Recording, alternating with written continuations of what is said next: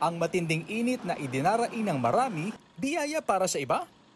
Singtindi ng sikat ng araw ngayon ang daing business ni Javel at Geraldine. Dahil po hindi po binilad po namin yan, masisira po yan. Tuyo talaga po yung para hindi magkaamoy yung tuyo.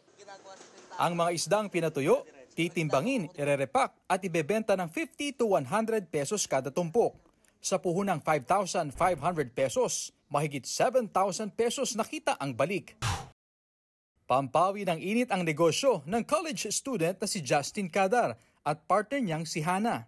Sa palengke sa General Santos City, dinudumog ang kanilang ice cream.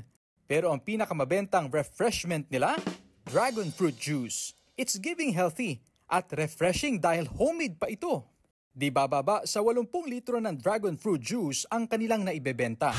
May ibang tinatamad lumabas kapag matindi ang init. Kaya sa mga taong bahay, trending din ang pagaganchilyo o crochet. Libangan ito para sa marami. Pero sa ilang stay-at-home moms sa Pangasinan, instant kabuhayan ito. Mula sa hair accessories, keychains, stuffed toys at iba pa, kayang-kaya nilang gawin yan. At ang kita nila sa pagbebenta ng mga yan, 5,000 to 10,000 pesos kada buwan.